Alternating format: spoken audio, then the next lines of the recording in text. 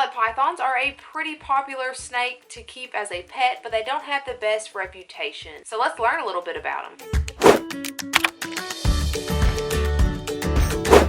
So as I'm editing this video, I realized that I forgot to even introduce it. So hi guys, welcome and welcome back. This week's Animal Spotlight is about blood pythons.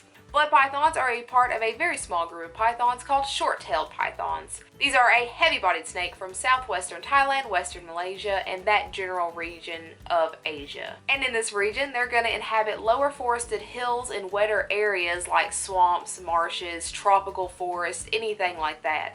A lot of times they're even found on plantations by farmers. And other than that heavy body, they're also known for their colors and patterns. They're going to come in light and dark browns, yellows, a lot of times they'll have grays and blacks, and of course red, hence the name. These are a crepuscular species of pythons, which means that they're going to be most active during the dawn and the dusk, and that's when they're going to hunt. A lot like other pythons, they have those heat-sensing pits along their faces, which they're going to use to detect their prey.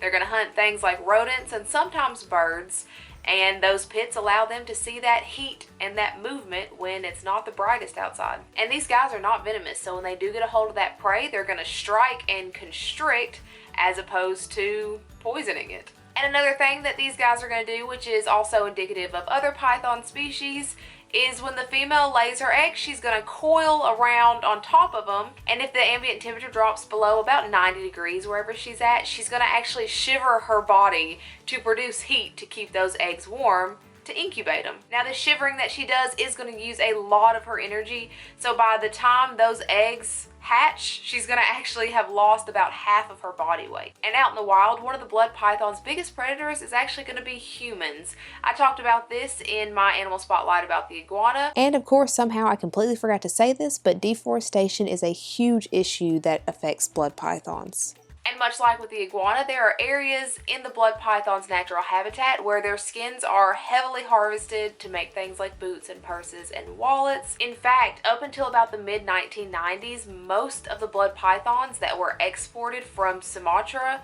were actually exported from skinning businesses. These businesses would capture blood pythons out in the wild, and they would export whatever they didn't skin. Today, many blood pythons are still captured and exported from Sumatra, but there are so many breeders here in the United States at least that have bought those wild-caught blood pythons, and over the years they've captive bred them over and over and over again. So today, if you wanted to buy a blood python, you actually have multiple options of getting one of those. Just make sure that you are asking for information before buying them and just verifying that they are captive bred. Because as with any reptile, a captive bred blood python is going to be much less nippy and defensive than a wild caught one. And that leads into their reputation. Blood pythons have a terrible reputation for being very nippy, very defensive, very aggressive. They just have the reputation of being not the best pet snake.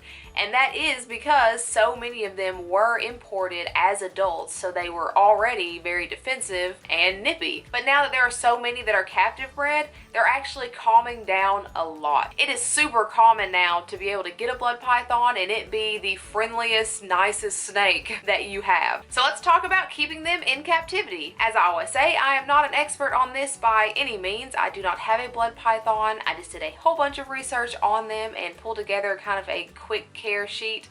But if you're going to get one, you need to do your own research a lot, and make sure that you are prepared to own one of these. So as I said before, this is an increasingly common pet in the pet trade. And that's just because they've been bred in captivity over and over, and they're calming down a lot. They're going to live up to 20 years, get up to 4 to 6 foot long, and be around 25 pounds, but it's not unheard of for them to get much longer and much heavier than that. But still, they're going to be a good sized snake to have as a pet because they're not going to get huge sizes like Burmese and reticulated pythons. And also, they're not going to need ginormous tanks like some of those bigger pythons.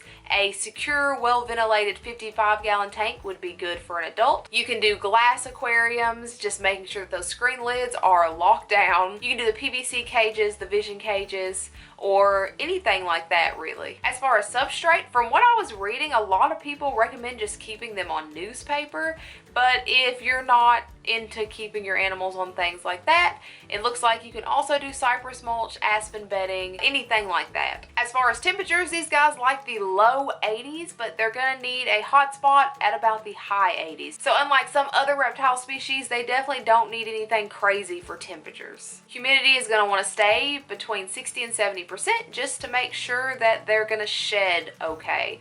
Like I said before, they do prefer wetter areas in the wild, so you just kind of want to replicate that, but you don't want their tank to be dripping wet. And just like other snakes, they're going to eat an appropriately sized rat about once a week. Blood pythons are very prone to obesity, and they will eat and eat and eat if you let them, so you have to make sure that you're only feeding them, like I said, an appropriately sized rat, and it needs to only be about once a week. And these guys are also known for drinking a lot of water, so definitely make sure to keep a water bowl in there for them to drink out of, soak in, and make sure you're giving them fresh water every day. And as far as handling, these are another animal that you're going to want to make sure you handle down to make sure that they have a good temperament. Like I said before, they are preceded by a very bad reputation, so you want to make sure that they're not going to be super nippy and super aggressive, and handle them down as babies or whenever you get them. This isn't a huge snake, but it's a pretty big snake to be aggressive and to be striking at you if you don't handle it enough. But since they are so heavy bodied, they need a lot of support when you're handling them, so they don't really like being draped over your shoulders. They definitely don't like being dangled. Make sure that you are supporting their whole body when handling them, or they can become uncomfortable and defensive. And that's about all I have on these guys. Thank you so much to Darren Watson for this suggestion.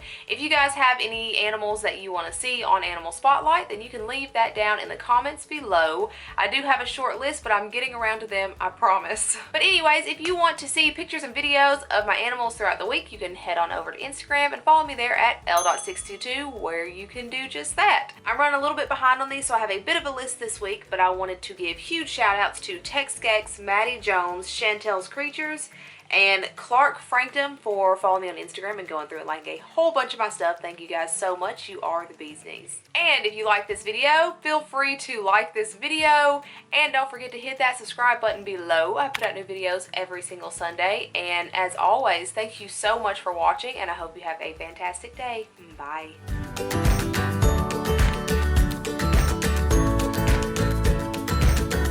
And other than that, they come in browns, yellows, and yellows, reds.